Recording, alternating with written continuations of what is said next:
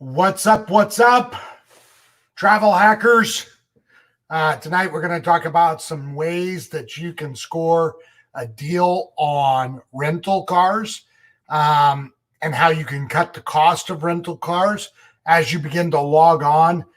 Tell me where you're watching from. And also, let me actually go steal it real quick. As you guys are hopping on, let me find this. I need you to go up to the top and I'm going to post it in the comments and let StreamYard give StreamYard permission to actually show me who you are. And I just popped that in the comments there for you guys so you can see it. And what I want to do tonight is help you on rental cars. And there's some really good tricks to drive down the cost of rental cars and some things that a lot of people don't know. So let me start with a real easy one right off the rip. Credit card, most credit cards have actual traveler's insurance for both airfare, rental cars, hotels, for cancellations, for all that kind of stuff. So if you're going to be booking a rental car, it's better to book that rental car with your credit card, because oftentimes it will actually have the insurance included in the credit card. And the two best credit cards for that are the Amex Platinum and then the Chase Sapphire Preferred. And if you would just do a little bit of homework before you do that, you could end up saving yourself a lot of money. Another option is, I know at least with USAA, which is who I use for car insurance, I actually have it in my car insurance policy because I travel so much to cover my rental insurance.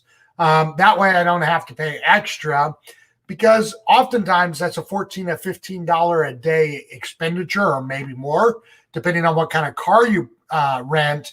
And that can end up just costing you a whole lot of money.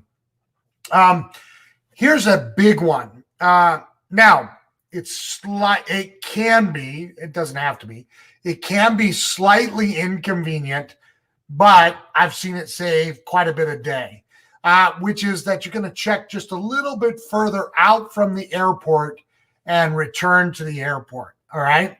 And what I mean by that is, let's say you're flying into Chicago. You don't want to rent a car at the Chicago airport necessarily.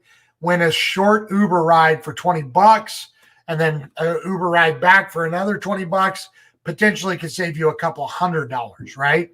Now, slightly inconvenient, could be, especially if you're on a tight schedule. But I've found that the further you get away from the airport, the cheaper the rental cars are. And you just have to kind of check it. It's really easy to do when you go into whatever your preferred booking engine is.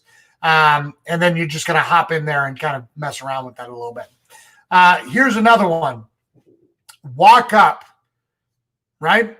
So just walk up and ask them. Sometimes what ends up happening is that they have an overstock and you get a deal, right?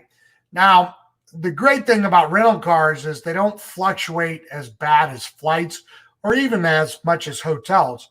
Typically speaking, unless there's some sort of event, the price is the price, and you guys don't have to worry about it as much. So I would do something like a money back, or a free cancellation, and then I would just walk up and see what their walk-up rate is. And if you're not in a huge hurry, I've gotten deals this way several times. You can also use your phone. So what you can do is look on all the different apps that are out there. AutoSlash is a great one. And then you just show them, hey, this is the rate for this car. Can you match this? And oftentimes they will. Of course, you want to try to keep track of loyalty programs.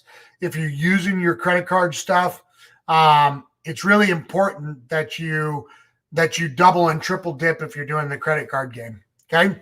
Here is one of the ones that I've found that has actually worked for me 2 times now, which is that it's a transfer vehicle.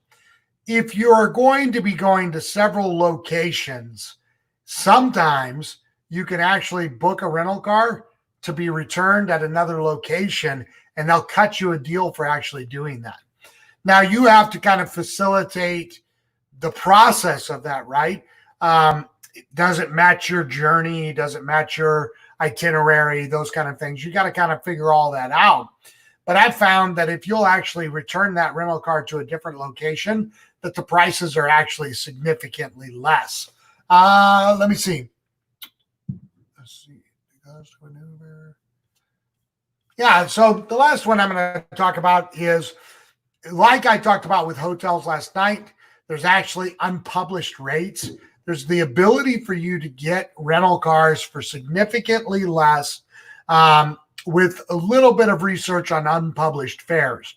If you've never heard about this idea, the travel industry online is really owned predominantly by Priceline and Expedia. So you have all these vendors of hotels, flights, rental cars, activities, and they're basically selling mass quantity of their inventory to the two bigs, right? Expedia and Priceline. They hand all that stuff off to them and they say, here you go. And then Priceline and Expedia are only going to discount them a certain percentage because they own everything. And there's actually an unpublished fare.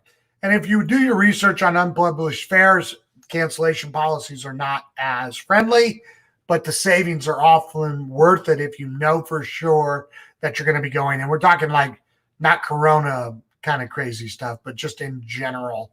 If you know for sure that you're going to make this trip, it's oftentimes worth the undisclosed rates or undisclosed not undisclosed. Jeez.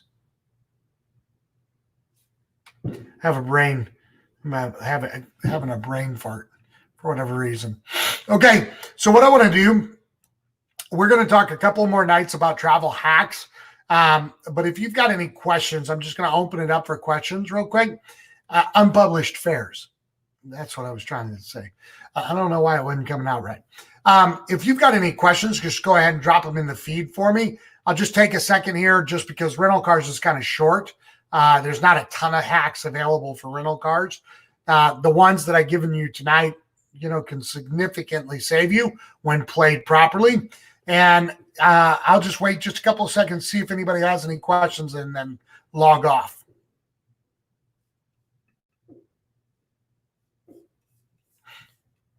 Going once, going twice. All right, great. If you want to learn about those unpublished fares, I want you to just drop me a car emoji in the comments. I'll reach out to you and share that with you, and we'll talk to you tomorrow night.